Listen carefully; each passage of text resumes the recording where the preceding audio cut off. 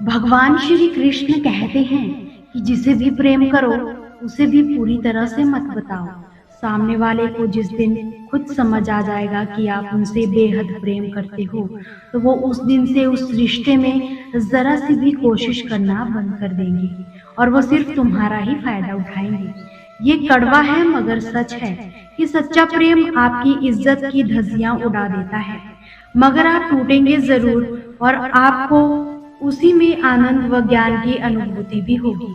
अगर पहले दर्द झेलने की हिम्मत हो तभी किसी से दिल लगाओ, वरना मत लगाओ। एक बार अर्जुन ने श्री कृष्ण से पूछा कि तुम्हारे सबसे नजदीक कौन है। श्री कृष्ण ने कहा, पार्थ, जिसके पास बदला लेने की शक्ति हो पर उसे फिर भी माफ कर दिया गया हो। ऐसा इंसान सदैव मेरे करीब ही होता है। जिस इंसान की सोच व नीयत अच्छी होती है, भगवान उसकी मदद करने किसी न किसी रूप में जरूर आते हैं। सौभाग्यशाली होते हैं वो लोग जिन्हें समय व समझ एक साथ मिलती है, क्योंकि अक्सर समय पर समझ नहीं आती और जब समझ आती है तो समय हाथ से निकल जाता है। जिंदगी में हर मौके का फायदा उठाओ, मगर किसी की मजबूरी का कभी फायदा मत उठाना। मौन रहने पर मूर्ख भी विद्वानों की मंडली में आ जाता है। हर रिश्ते एक मर्यादा होती है और हमें उस मर्यादा को कभी तोड़ना नहीं चाहिए, क्योंकि जब रिश्तों की मर्यादा टूट जाती है तो काफी कुछ खत्म हो जाता है। जब अपनी गलतियां पर वकील इंसान खुद ही बन जाता है और दूसरों की गलतियों का जज बन जाता है, तो फैसले नहीं फासले होते हैं। कभी भी किसी की बुराई मत करो, क्योंकि बुराइयां आप में भी है और जुबान दूसरों के पास भी है।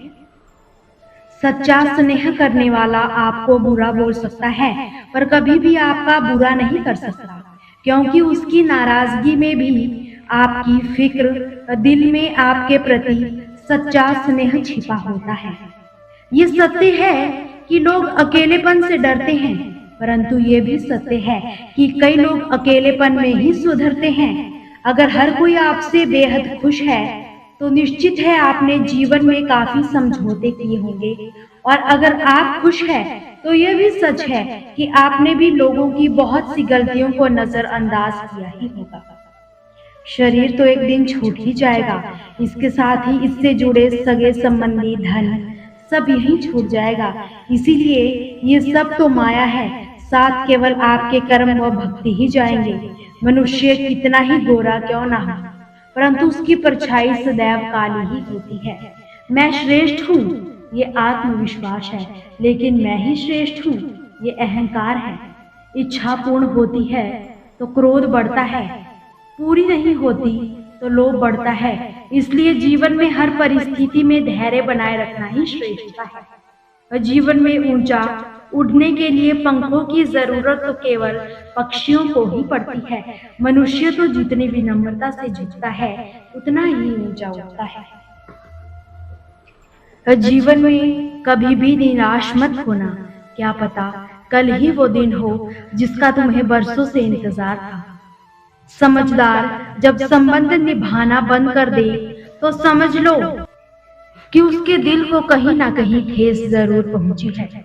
व्यक्ति जो चाहे बन सकता है अगर वो ध्यान लगाकर एक चित वस्तु का चिंतन करे तो, और साथ ही उसके लिए मेहनत करे।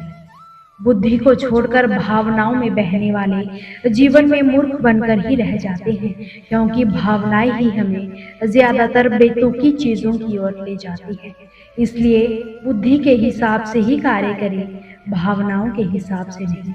अपनी प्रार्थना व अपने कर्मों पर विश्वास रखिए, भगवान वो आपको सब देगा जो हर हाल में बस आपका ही होगा। अगर अकेले हो, आप में अकेलापन है, तो ये एक वरदान समझिए। परमात्मा ने तुम्हें खुद में सुधार लाने का थोड़ा अधिक समय दे दिया है। तुमने खुद को कमजोर मान रखा है, वरना जो तुम कर सकते हो वो कोई दूसरा नहीं कर सकता। साथ रहकर जो छल करे उससे बड़ा कोई शत्रु नहीं हो सकता, और जो तुम्हारे मुंह पर ही तुम्हारी बुराइयां कर दे उससे बड़ा कोई मित्र नहीं हो सकता।